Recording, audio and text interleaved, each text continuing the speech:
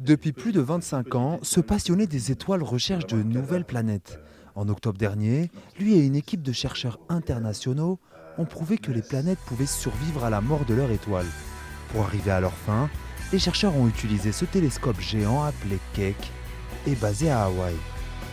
Pour nous, ça permet de comprendre un peu mieux la place de l'homme dans l'univers et le destin de notre système solaire. Qu'est-ce qui va se passer finalement au fil des milliards d'années qui sont devant nous. Donc là, ça aussi, ça nous annonce que notre système solaire, un jour, on aura une étoile morte au milieu, la Terre aura été probablement engloutie par le Soleil, mais il restera sans doute Jupiter, Saturne et puis les planètes extérieures qui auront survécu à la mort de l'étoile centrale. Entre le collège Léopold Dussaigne et le lycée Jean Hippolyte, ce passionné d'astronomie passe la quasi-totalité de son enfance à Jonzac. Très vite, sa soif de découverte le pousse à quitter sa région pour étudier. Maths Sup, Maths P, puis école d'ingénieur, Harvard et enfin le prestigieux CNRS.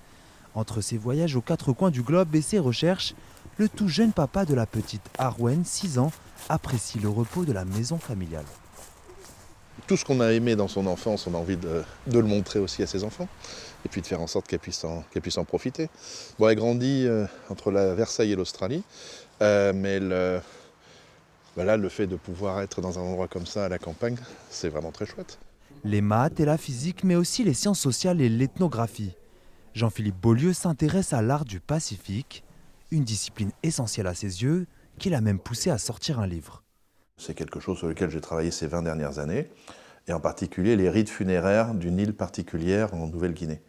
Et donc là, je viens de sortir un livre sur les statues qui sont présentées pendant ces rites funéraires. Donc ce sont des objets qui sont très rares, il en existe 230 au monde.